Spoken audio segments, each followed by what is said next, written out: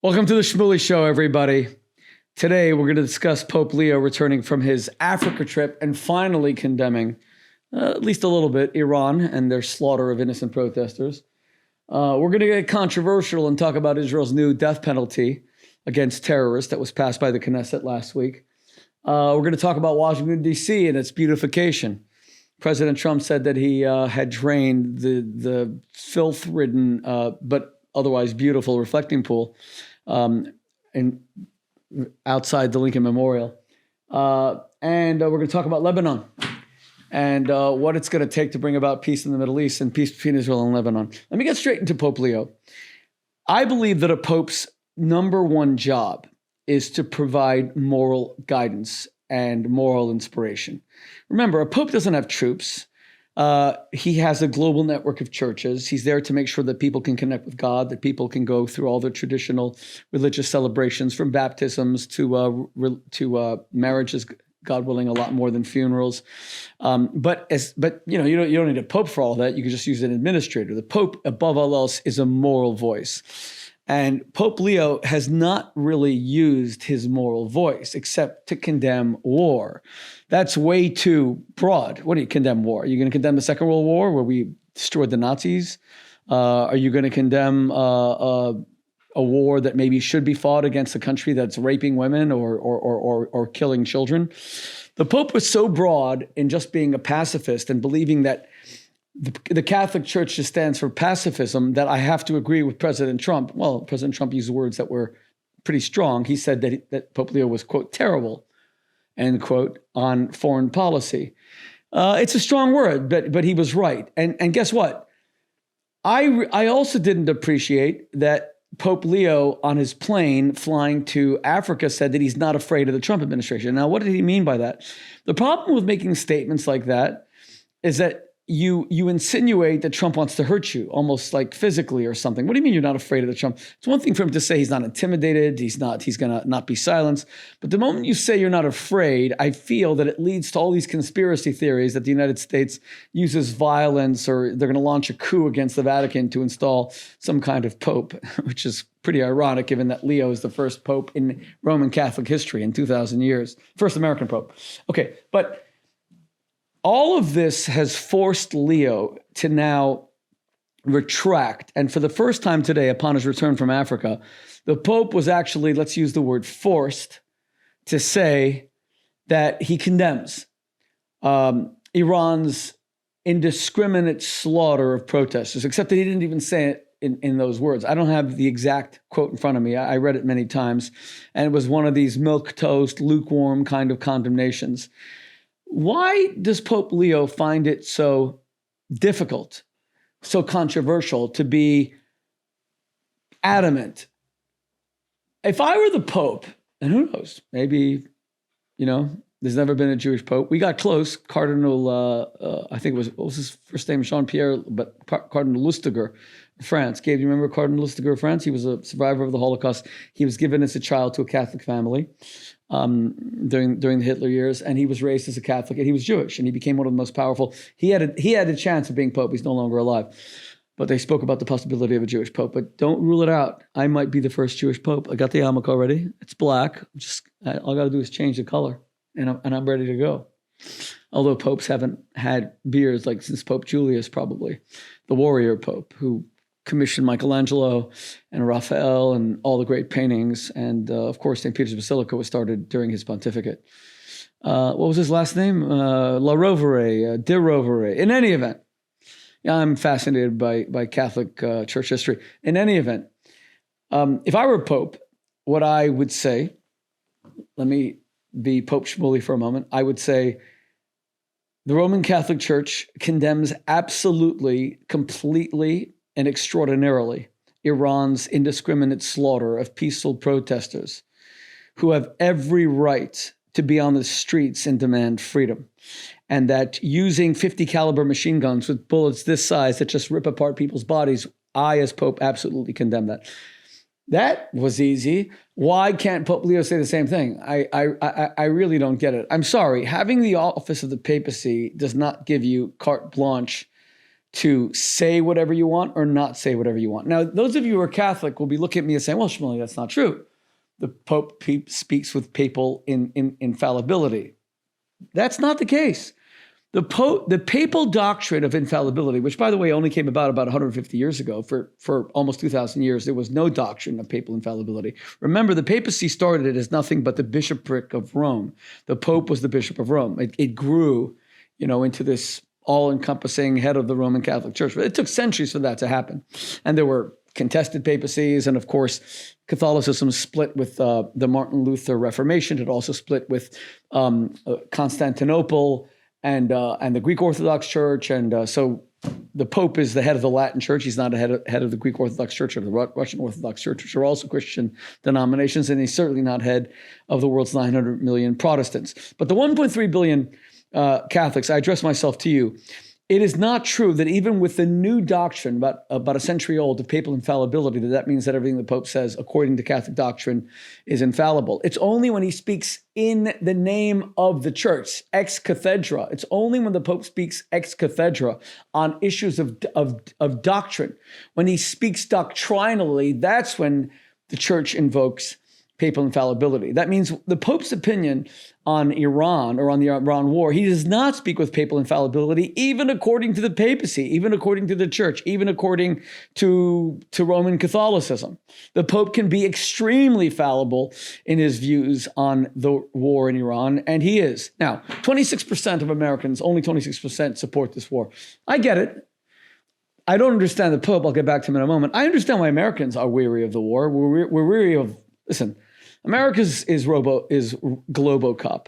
We're the most powerful nation in the world. There isn't even a number two, and that gives us extraordinary responsibilities. We're the wealthiest country, the strongest country. The only thing that's close is China, which is utterly immoral, not just immoral, disgusting, autocracy, dictatorship, kills political opponents, imprisons them. So you're not going to expect anything from China. America's responsible for the morality of the world, and that can be tiring. And that can be very extraordinarily expensive. So I understand why we Americans are kind of burnt out, worn out. And that's why you have an America First movement. But we're still a moral country. We still, and that's why I support the war in Iran, because we have to stop Iran from threatening America. Let's take Israel out of the equation, because every anti-Semite watching is going to say we did this for Netanyahu and Israel. I said yesterday in the show, for those of you who watched it, that Iran has killed thousands of Americans. We should have stopped them decades ago. We didn't. Trump is the first president. Even Jimmy Carter didn't do it. Reagan didn't do it. Reagan allowed 250 American Marines in 1983 to be blown to smithereens, and he just withdrew from Lebanon. He didn't even attack Iran after they killed two. And Reagan is seen as a very strong, president who defeated the Soviet Union in the Cold War. He defeated them by outspending them militarily, but he never fought Iran.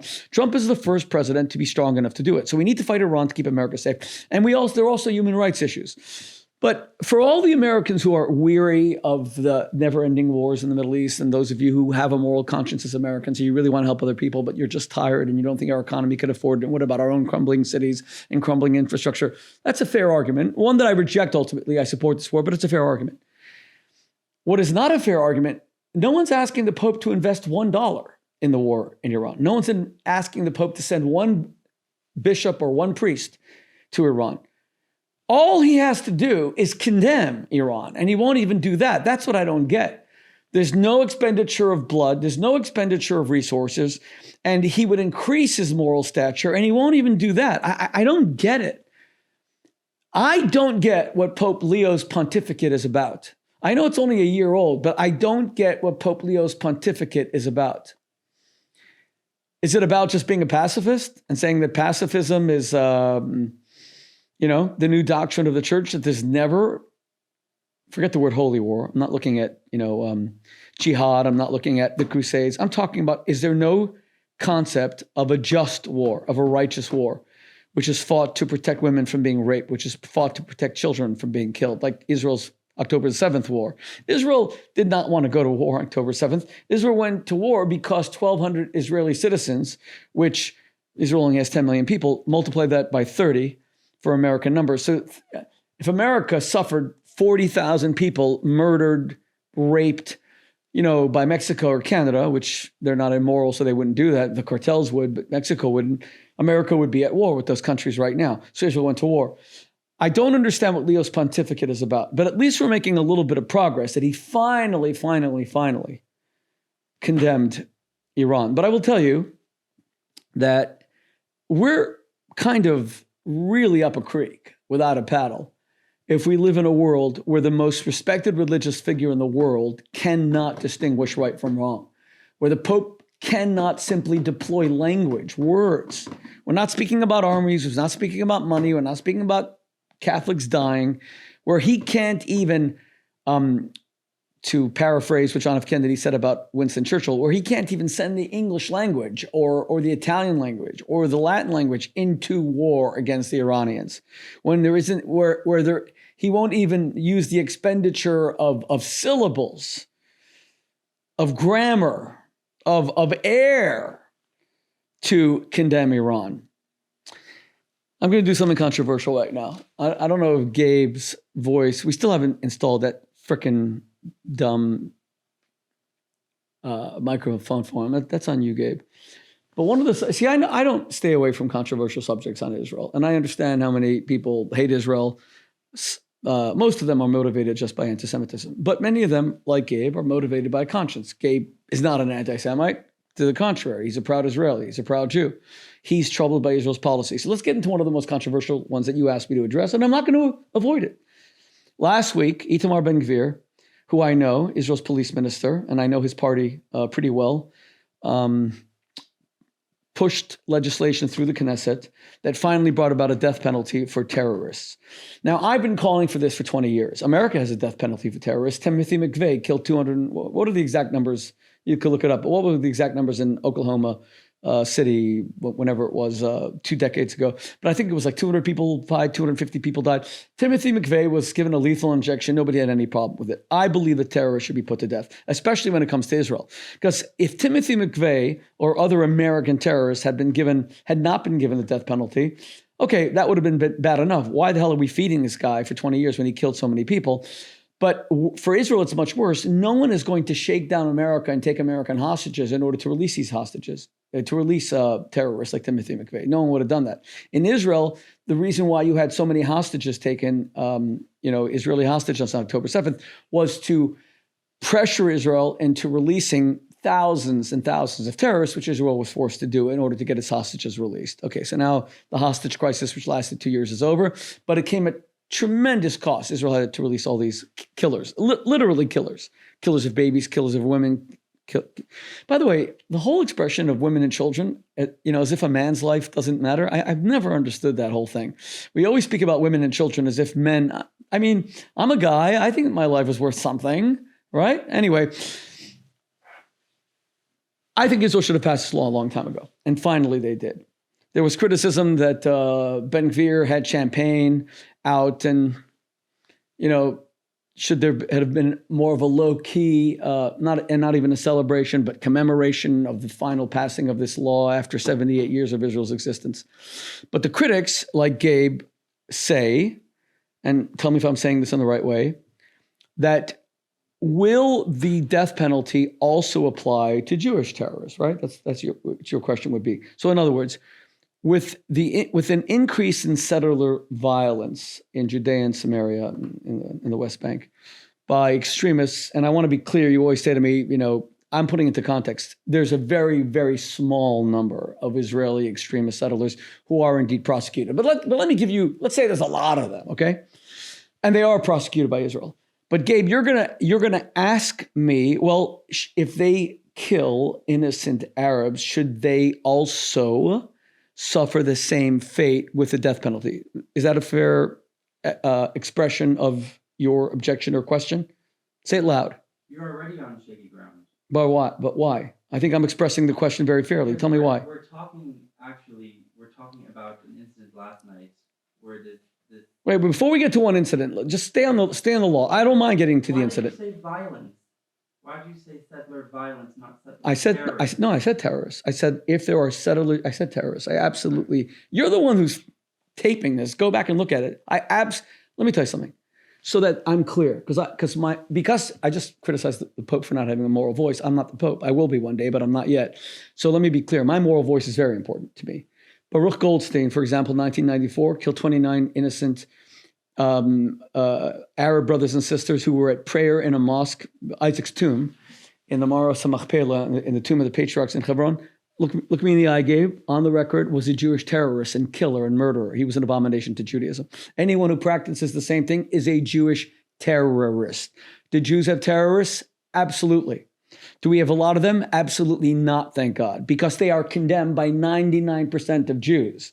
They don't become shaheeds. We don't praise them. There were some extremist, lunatic, nutcase, murderous, violent Jews who built a shrine to the Jewish terrorist and killer Baruch Goldstein. And remember what happened? The IDF came with its giant bulldozers, which Cory Booker voted 2 days ago to now ban from Israel.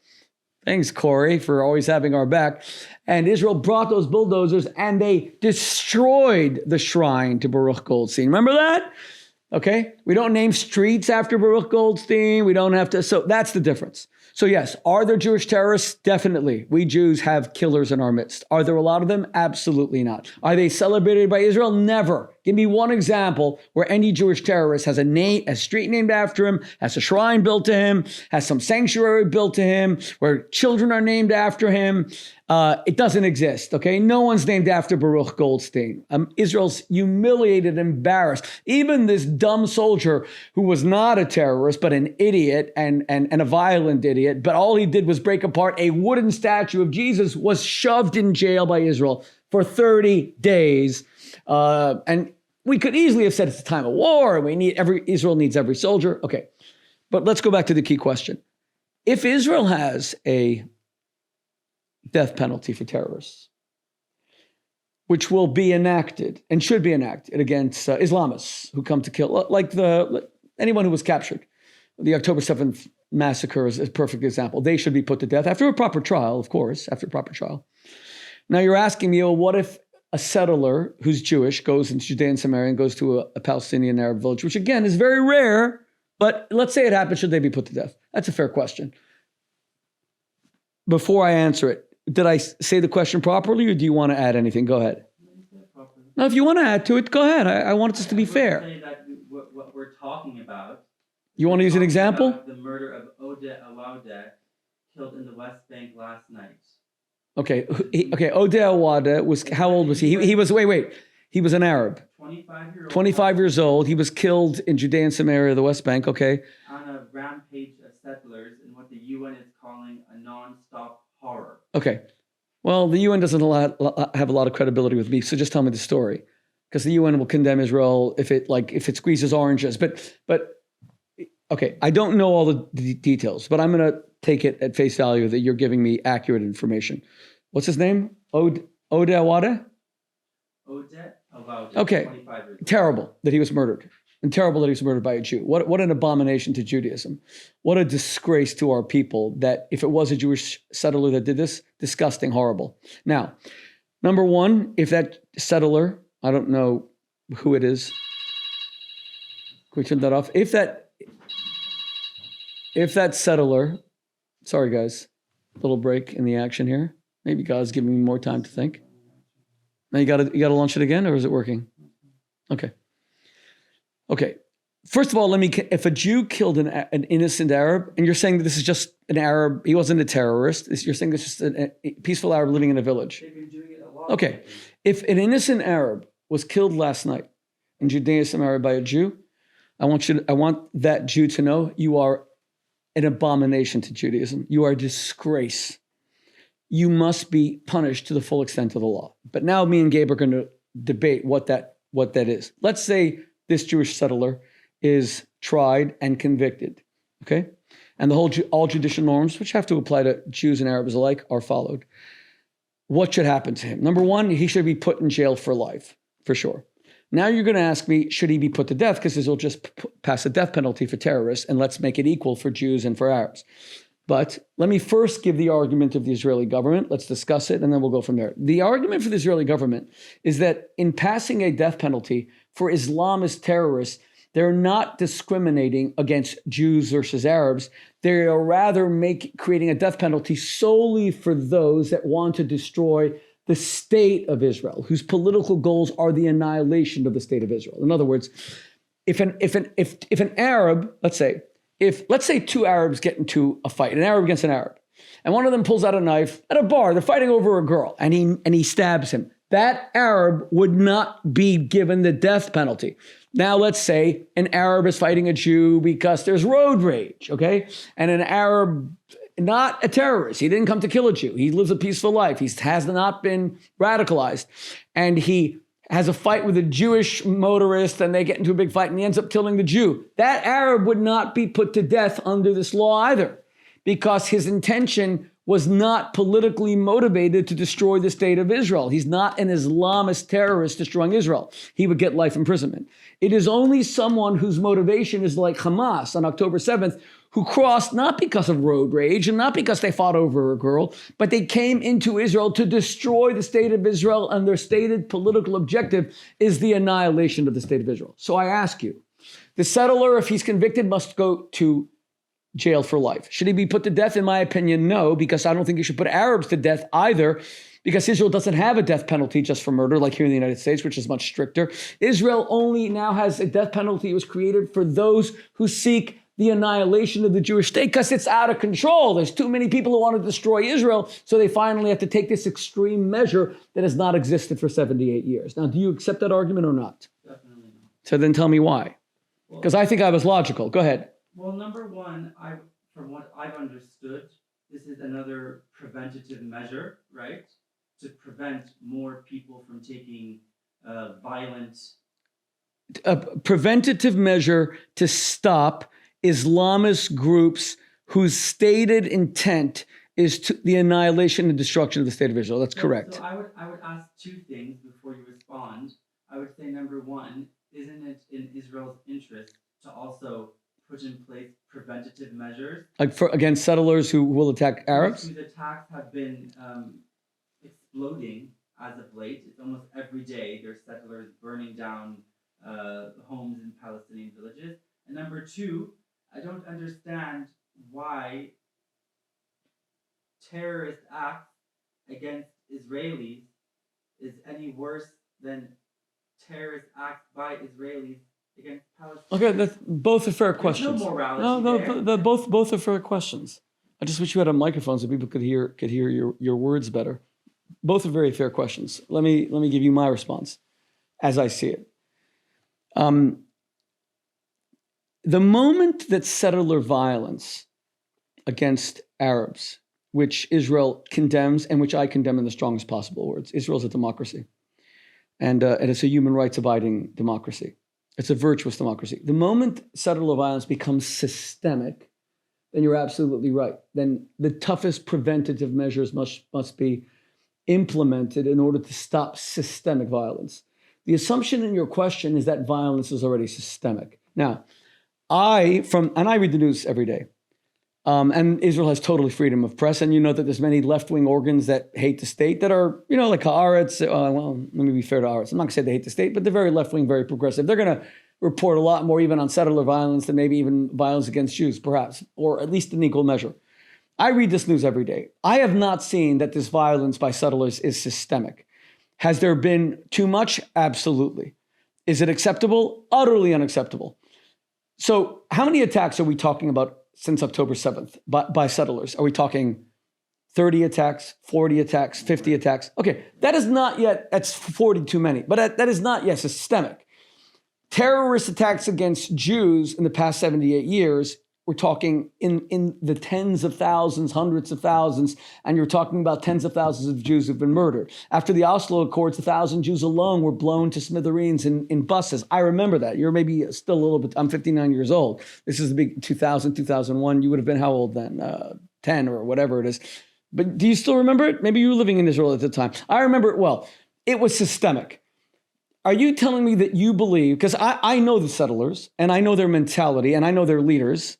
You know that I know, Yossi Dagan and very, very, they're most powerful leaders. All of them absolutely condemn any form of violence against Arabs. In fact, the settlements that I visit, which I visit all the time, have fences ringed around them where they need protection. They need protection from Arab infiltration into the settlements. And if they didn't need that protection, they would have those disgusting fences that really blight, the whole landscape and make it pretty damn ugly. I don't see that Arab, and I travel through Judea and Samaria, the West Bank all the time. I haven't seen one Arab village that has one fence around it. And if the violence was systemic, then there would be fences everywhere. It is not yet systemic. So I agree with you.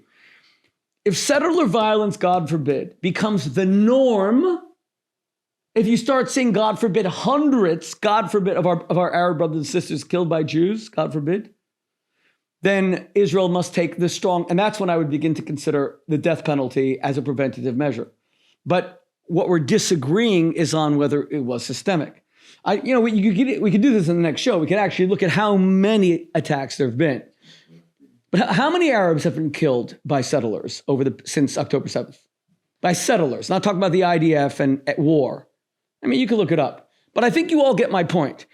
Israel's death penalty that was passed by the parliament is not targeting Arabs, and it's not targeting Jews, and it's not targeting anyone of any ethnicity. It's targeting anyone with the political motivation of destroying the state of Israel. And that is a very fair, it's an ugly law. It's a painful law, but it's an essential and necessary law, given that these people are taken into prisons, and then Israelis are kidnapped in order to have them released. Mm-hmm.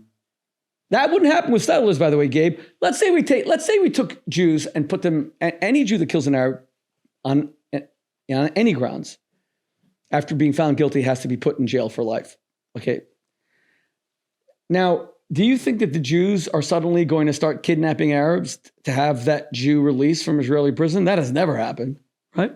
Well, you're also forgetting that we have an army that you're not accounting for. Well, the Palestinian Authority has 40,000 policemen under arms. They also kind of have an army. But they're not operative like that. Yeah, surely. Mahmoud Abbas has essentially an army. 40,000 people with Kalashnikovs is a pretty damn strong army. They're pretty operational. They're security partners with Israel. Officially. I wish it were more. I have one final question for you on this topic. By the way, the number is 40. Not okay, 40? Attributed to settlers, according to the United Nations Office for Coordination. Okay, so let's say I even take that at face value. Anything from the UN I would question, but let's say I take it at force value.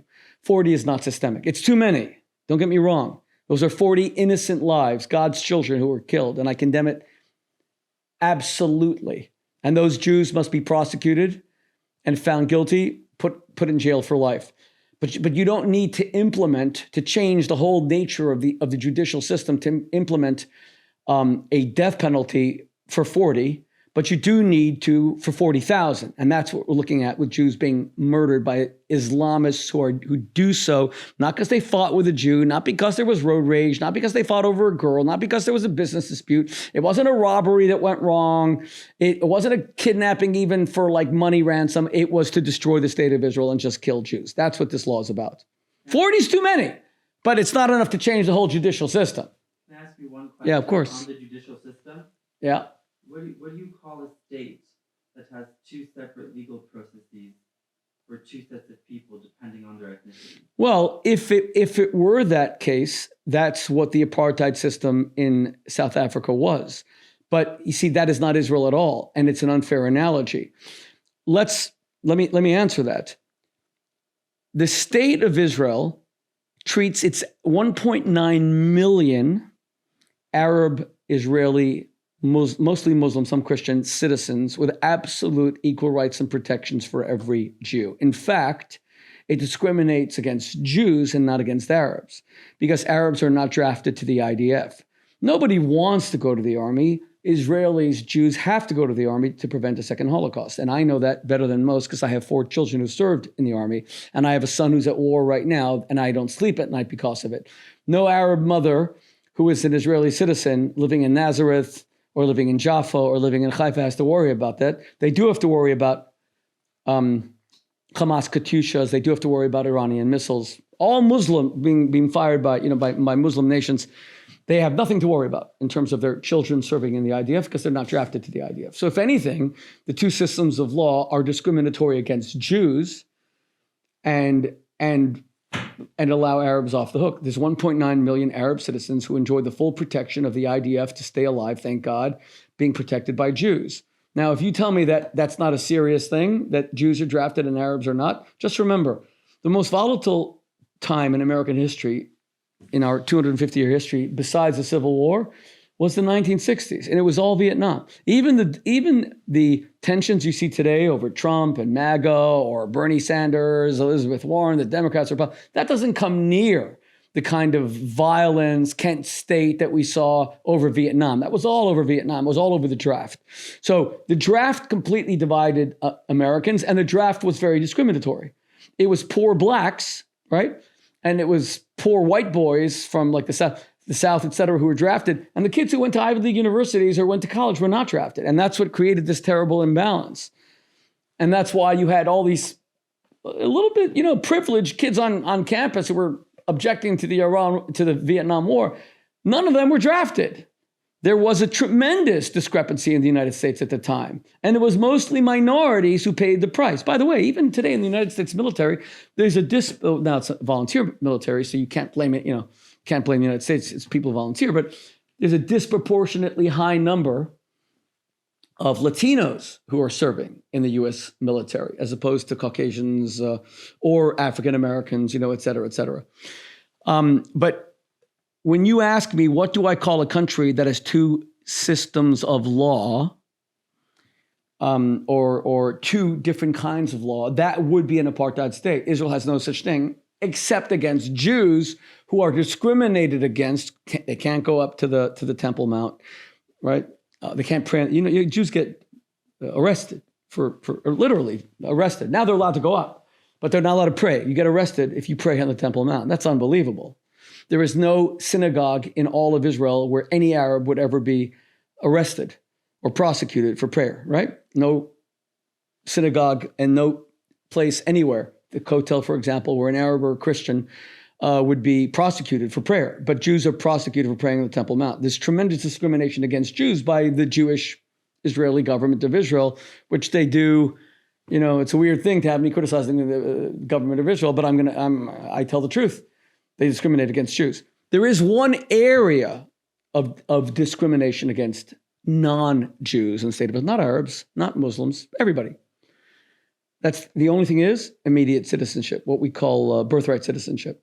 America has birthright citizenship, but what we call the law of return.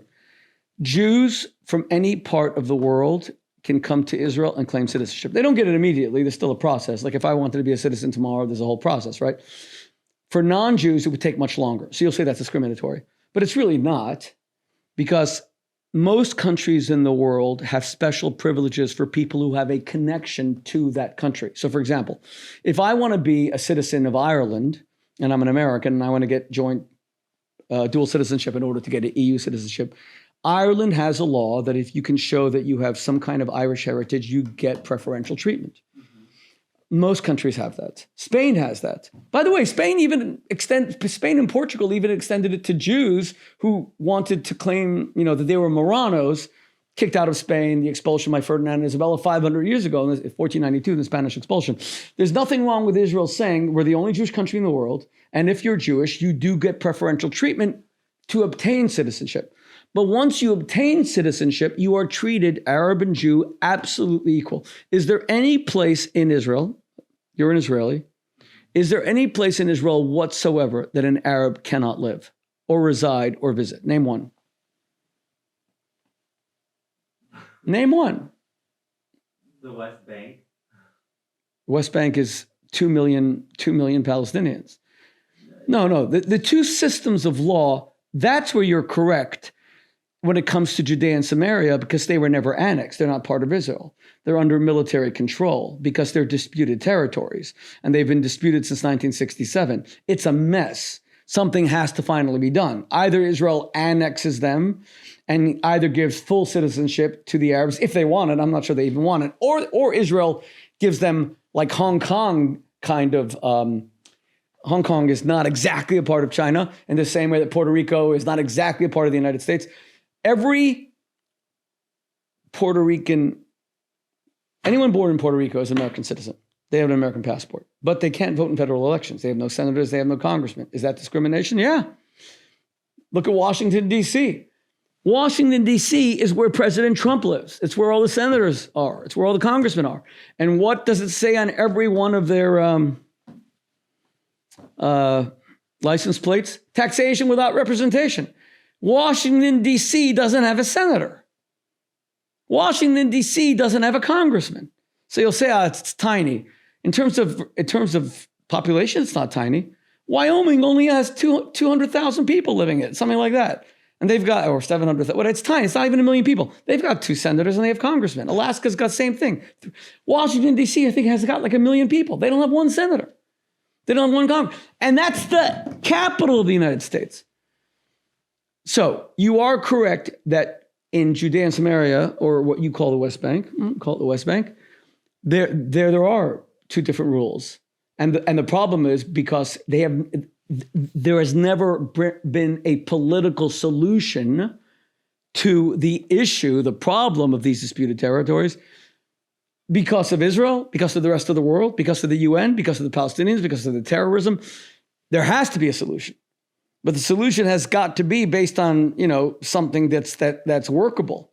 Now, if you want to ask me what I think is fair, is that I think Israel should annex them. And I think that all of the Arabs who live there should be given total autonomy and total political control along the lines of Puerto Rico, American Samoa, Guam, the American U.S. Virgin Islands, where they don't have federal voting rights. Because if they had federal voting rights in the Knesset, Israel will not have a Jewish majority, won't be a Jewish state overnight. That's asking too much. It's saying that the state of Israel, which is the size of this book, and by the way, you better buy this book, my book, Comeback Nation, written with my son Mendy. That's like saying there's only 1 country in the world. Okay, the Arab countries are 600 times the size of Israel, literally 600 times the size. I'm sorry, Gabe, we're not going to give up a tiny little thing that we've ached for 2,000 years. But I would give them full autonomy, full rights, but not federal voting rights in the Knesset, because the moment they have our Arab Muslim brothers and sisters who today have 10, 12 Knesset seats, the moment they have 62, they vote Israel out of existence and it ceases to exist. I mean, that's just it's not a reasonable request. So I'm just wondering, your vision, it kind of would be like black folks in the North before. No, it's not, because black folks in the North would be, that's an unfair comparison. Israel proper already has 25% of Israel is Arab and Muslim. Do they have full voting rights? Of course. Are they represented in the Knesset according to their proportionately? Absolutely, right? That you don't disagree with, correct? And a lot of their MKs hate Israel's guts, and it's really weird. Like, I don't know a single American, congressman or senator that gets up in the beautiful Capitol Rotunda and calls for the end of the United States of America. I don't know if that would be tolerated. That happens in the Knesset every day. When we had, what was her name? Mendy hosted her. My son, your good friend Mendy. He didn't host her. He protested against her. She was an Arab woman, MK, member of the Israeli Knesset, who openly called for the annihilation, destruction state of Israel. You know what I'm talking about. Anyway, but that would happen in the United States. But no, you just asked me, would it be like whites and blacks in the North? Blacks in the North during the civil rights, blacks in the North had full rights, full voting rights, and there was no discrimination. There may have been subtle racism, which you can't control people's hearts, which I condemn, of course. But no, in the North, blacks had full rights. It was in the South that you had Jim Crow. Yeah, so what was wrong with the North? In fact, when Martin Luther King married Coretta Scott King, and they were in the North, they married in the North, and he was at Crozer, the theological seminary. Where was that? Was it Connecticut? I can't remember. Pennsylvania, wherever Crozer is.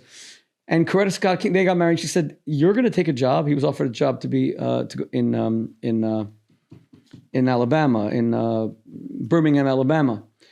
where they had the bus boycott. And she said, why would we go there? Why would we go to the Jim Crow South, the segregated South? What was wrong with the North? What was wrong with blacks who lived in the North? When were black people allowed to vote? Do you know the date? Oh, you mean in the North? That's a fair question. Well, I mean, what was it? The 14th of the 13th Amendment ended slavery. You have to ask, when were blacks allowed to vote in the North? Correct. In the South, it was a constitutional amendment. Oh, what was? You tell me the year. 1870. For all blacks. What amendment was it in the Constitution? I'd like to know that. Which amendment was it? Nationwide reading is taken away. Decided to was the 15th Amendment to the United States. 15th. I thought it was the 15th. Okay, right. Right. For black men. For black, well, women only got to vote in 1922. Okay, fair enough. Okay, but if you're telling me, would this be like, let's stop the comparisons. Let's just speak about Israel. Arabs and Palestinians have total equal. Arab Israeli citizens have absolutely the same rights as Jews and have even more because they're not drafted to the military and their sons and daughters don't have to die at war, okay? That's a big deal. Don't tell me it's not a big deal. That's a big deal. We saw it with Vietnam and we saw it whenever even Trump could not get away with conscription here in the United States right now. And yet every Jewish Israeli, male and female, is drafted to the army with the sole exception of the Haredim, the ultra-Orthodox, who I think should be drafted. That's where you have a good point. That Israel has two systems for or three systems now. But you can't bring Judea in some areas as an example because they remain disputed territory still today.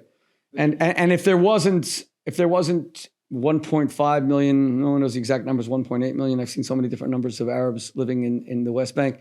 If they weren't so hostile to Israel, and if they didn't have like Yasser Arafat, Mahmoud Abbas, who's a Holocaust denier, they might have been integrated into Israel proper a long time ago. By the way, let me also just say, this is going to be a very controversial statement. I want Israel to be a Jewish state. I would have no issue with a Muslim or non-Jewish prime minister of Israel who is committed to Israel as a Jewish state. So, for example, when I lived in England, I was living in a Christian country. England is officially a Christian country, officially. That's why you have the cross. Well, it's the whole, what's it called? The Union Jack, but it's essentially a cross. Most of the European countries like Switzerland, Sweden, they're all a cross to show Christianity. Now, King Charles is not just the sovereign and head of state, he's also the keeper of the faith. He's the head of the Church of England. So is England officially a Christian country? Yes. Now let's say Shmuley B'Teach, but we don't even need to go to Shmuley B'Teach. Let's go to Benjamin Disraeli was a Jewish prime minister of the United Kingdom. And in fact, he was Queen Victoria's favorite prime minister, but he was a Jew. You had a Jewish prime minister of a Christian country. Now that Jewish prime minister didn't come along and say, I want to change the nature because I'm Jewish. I want to end the Christian nature of this country. He kept it. Now, if an Arab or a Palestinian or a Muslim who's totally committed to Israel as a Jewish state became prime minister, I would have no issue with that whatsoever. If he was a patriot and understood that Israel's a Jewish state, I would have no issue with that at all. So, for example, the Green Prince, the son of Hamas, what's his name? He's committed to Israel as a Jewish state. Now, I think he's a Christian. I'm not sure he's still a Muslim. If he was prime minister of Israel, he's committed to the IDF, he's committed to Israel's security, he's committed to Israel as a Jewish state, but he's not Jewish, and his father was one of the heads of Hamas. If he was voted in as the prime minister of Israel, I would have no issue with it, even though he's not Jewish, because he would keep the nature of the state. It was established as the Jewish state. So it's not about your identity, it's about your belief system in the state. The problem with the people in Judea and Samaria, our Arab brothers and sisters there, is that they want Israel destroyed, a lot of them. And, if they didn't, they wouldn't be launching wave after wave after wave of terrorism against the state. That's the problem. The problem is not that they're Arabs. The problem is not that they're Muslims or atheists or agnostics. The problem is that they want no Israel. That is the problem, Gabe, which brings us back to the whole purpose of this new death sentence. It's to prevent Israel from being destroyed by finally saying, if you come into our country to kill people, or if you live in our country and you kill people, for the express purpose of annihilating Israel as a state, or Israel's existence, or Israel as a Jewish state, you're going to face the death penalty after proper judicial proceedings. Can I ask you one more question? Sure. Another legal practice, Yeah. thanks to our innovative government, well, my innovative government, is demolishing the home of family members of terrorists, right? Right. Are we going to demolish The same thing. Same thing. We do not demolish the home of an Arab who killed. By the way, there's a lot of Arab on Arab violence in Israel right now. You're well aware of that. Much bigger than anything to do with settlers. There's terrible Arab on Arab violence that needs to be addressed as well. And a lot of Arab leaders are going to Netanyahu saying, why don't you care enough to send in the Israeli police to stop Arab on Arab violence? You're well aware of that. I'm not making that up. Okay. But if an Arab kills another Arab in Israel, their home is not demolished. If an Arab and a Jew get into a dispute over business, like I said, road rage, fighting over a girl, give me other examples that are not politically motivated. They don't destroy their house. Even if they kill a Jew, they don't come and destroy. It specifically acts of terrorism to annihilate the state. It's the same thing. You're dealing with a country that is struggling for its very survival and must enact tough measures to finally tell the world that it's there forever, that Israel's not temporary. Because, Gabe, I fear that Israel's enemies really believe that it made it to 78. The first Crusader state made it to 87 years. Then the Crusader state was established in the year 1099, okay, by Godfrey of Bouillon, 1099. It lasted until 1187, so it lasted 88 years. And then it was destroyed by Salah al-Din, Saladin. And I think that a lot of Arabs, and you know that I'm writing a book about this now. I think a lot of Arabs think, okay, Israel's hit 78. It's never going to hit 88. And it's got to show it's going to hit 888, God willing. Hopefully Mashiach will come. Who knows what laws we'll have then? You know what, Gabe? Gabe? You're an Israeli citizen. You could run for the Knesset. Be part of the democratic process in Israel. You could be elected. You could run with one of the Arab parties, and that would be cool to see the Arab parties taking Jews in the same way. A lot of the Jewish parties have Arab MKs. I've met them. That would be cool. That was really death penalty. We dealt with the Pope Leo thing. Let me just end because it is late. It's 2:27 a.m. Pretty cool that we're doing the show like this. I want to thank Gabe for staying up with me. 3 minutes and I'm going to finish. Lighter note, but actually really important. So America turns 250. Happy birthday, America. Israel yesterday was 78 and America's turning 250. I love the United States of America. I really do. I love being an American. There's all this controversy as to whether Trump should build this arch, which would be like much bigger than the L'Arc de Triomphe. You speak, I don't speak any French. Say it properly. Arc de Triomphe. What is it? Arc de Triomphe. No, you're not saying it. Arc de Triomphe. No, now you're not saying it at all, Gabe. You live in Genève. You're Je m'appelle Gabriel. I mean, L'Arc de Triomphe. In any event, the Arch of Triumph, which was started by Napoleon, people make the mistake of thinking that it was not built during Napoleon's reign. Napoleon died 1821 on the island of St. Helena, I'm pretty sure. He was sent there in 1815 after he lost in Waterloo. Yeah, when you're my size, you end up knowing a lot about Napoleon. Just touch my microphone. I'm all for Trump's triumphal arch being huge. I love the monuments in Washington, D.C. I don't think we have enough. One of the things that makes Rome so beautiful is this incredible architecture going back to the Arch of Constantine. I don't like the Arch of Titus because it was built to celebrate the destruction of the temple. Jews, by the way, have a custom of not even walking under it, but now you can't because they closed it anyway. But when I started going there 30 years ago, you could walk under it. And I was walking back and forth to take pictures of the relief of the menorah, and it was other Jews that came to me and said, don't you know that we have a custom not to walk under? And then I stopped, but now they cordoned it. But, in Rome, you have Constantine's Arch, you have Septimius Severus, you have the Arch of Titus, you have the Trajan's Column, you've got all these things, and of course the Colosseum.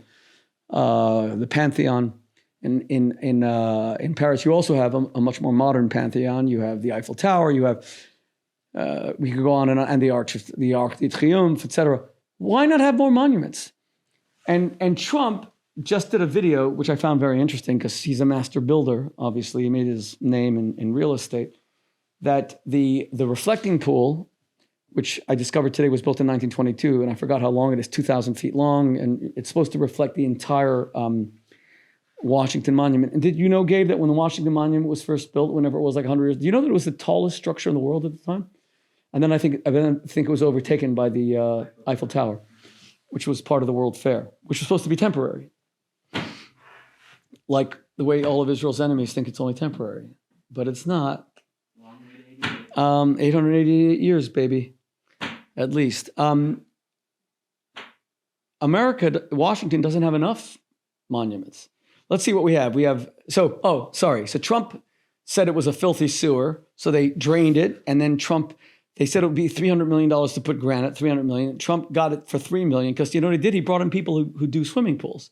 And they basically put on the same surface of a giant swimming pool that's going to last 50 years, and it was $3 million. So you save the American taxpayer $300 million.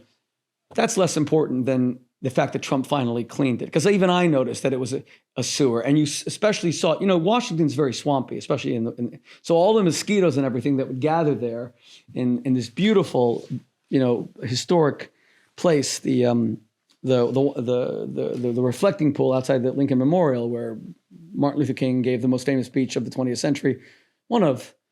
Is the I Have a Dream speech the most famous 20th, or is it one of the speeches that I gave, Gabe? What do you think? Definitely the one you gave.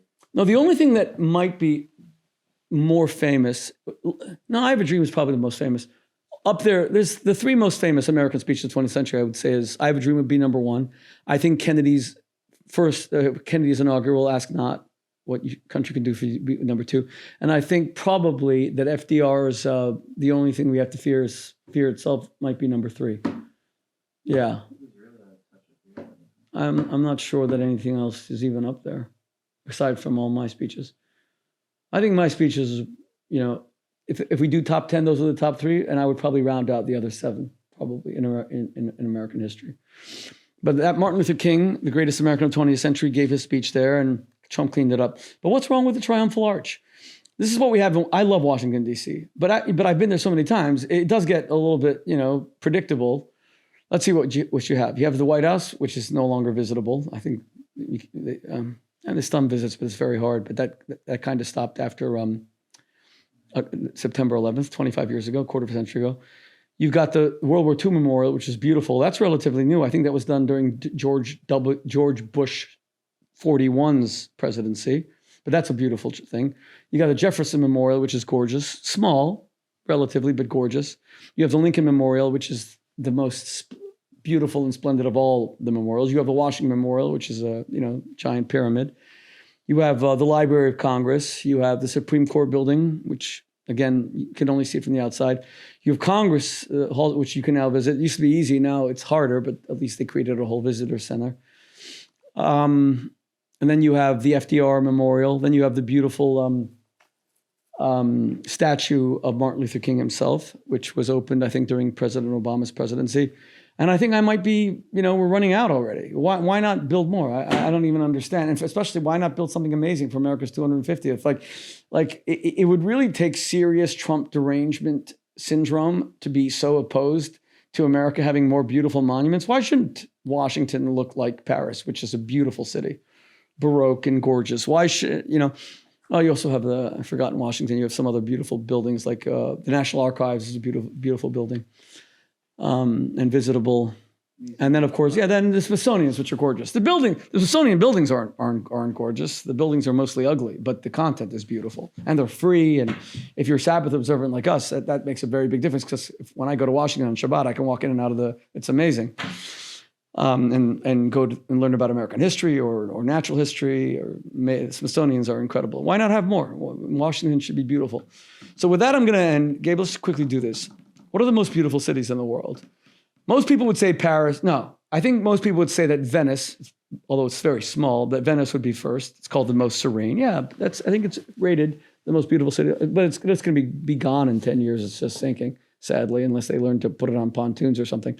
But Paris would be number one, probably, right? In most people's minds, yeah. Rome would probably be number two, just given its history. What would be New York? Well, New York's arguably the most famous. Is it the most beautiful? It's a different kind of beauty. It's not classical beauty. It's skyscraper. What? Istanbul's, not only is it beautiful and amazing, and it has so much history like Rome, because it goes all the way back to Roman times. And what's so sad to me is that because Erdogan is there, I can't even, I mean, theoretically I could visit, but I wouldn't risk it because I'm a critic of Erdogan and he's a tyrant. It saddens me because it is such a beautiful city. And there's few things that are as beautiful as like the Blue Mosque and all the Roman ruins and Hagia Sophia, et cetera, et cetera. What else? What else is beautiful? Washington's a gorgeous city. And I'm not, okay, and then you can start talking about Miami being beautiful, but that's more natural beauty. Miami with its, the water or Hawaii. But I'm talking about just architecture. What would you say? Samarkand, the most famous blue mosque in the world. I haven't been to Samarkand. Have you been there? Okay, what other beautiful cities are there? I mean, Sydney, Australia is gorgeous, but again, it's mostly natural beauty. In terms of architecture, you go to the Opera House, and the Harbor Bridge. That's about it. What? You're missing the most important one. The reason why you're here. What? Jerusalem? Is that not the most beautiful city in the world? Well, I was building up to a crescendo. By the way, the Talmud says, yeah, but you know what? I knew that everyone watching is going to say, of course he's going to say Jerusalem. Of course he's going to. The Talmud says that God gave 10 measures of beauty to the world, and Jerusalem took 9. And Jerusalem really is a beautiful city. And in the same way that Paris, they were very, very wise and smart, mostly in the Third Empire under Napoleon III. That's when Paris got its current look, all Baroque. If you kept it all Baroque, that's why Paris is so beautiful. Jerusalem has the same thing because the modern architects of Jerusalem, I'm not even speaking about the beauty of ancient Jerusalem and the old city of Jerusalem, I'm speaking about modern Jerusalem. They were so smart and wise and visionary in making everything Jerusalem stone. So you have everything's Jerusalem stones. That makes it so beautiful. Yes, Jerusalem is an absolutely gorgeous city and also so much natural beauty because of the hills, as it says in the Psalms, Yerushalayim Harim Saviv La, Jerusalem is surrounded by hills. It's a gorgeous city. It's a beautiful city. It is okay. It's absolutely, I mean, the most beautiful city in the world. Paris compared to Jerusalem is a toilet. Yeah, we know that. It's a toilet. I mean, Paris is like a giant suit. Okay, obviously, I'm just kidding.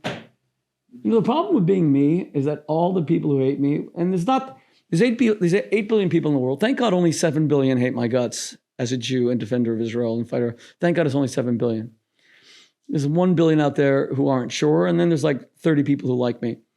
But for the 7 billion, I have to be so careful with everything that I say because I've got like 7 billion people every day waiting for me to trip up on my words. So I was just kidding. But Jerusalem is the most beautiful city in the world. I love New York, by the way. I love New York. New York's not beautiful. New York's exciting. It's a very different thing. It has an exciting vibe. I mean, is a building that scrapes the sky beautiful? It's impressive. It's awe-inspiring. It's not about beauty. It's not the Colosseum. But by the way, I've never felt the Eiffel Tower to be. It's interesting the way it comes from 4 different things, and then they meet. And I mean, but really, the Eiffel Tower is a giant erector set. It's like all steel. It's beautiful how they light it up at night. It's gorgeous. But there are beautiful things in New York. The George Washington Bridge is beautiful. A lot of the architecture is beautiful. Very nice building. The streets are disgusting, cracked. And I cycle so much in this city, and there's literally giant. I mean, there are rats the size of raccoons. Look, in New York, we do everything big. We don't have. If we're going to do rats, we're going to do Empire State-sized building rats. Gabe, I'm sometimes riding at night, and I almost run over rats that are twice the size of squirrels. And they're disgusting. And there's billions of them. And on that beautiful and inspiring note, we're going to end. God bless you all.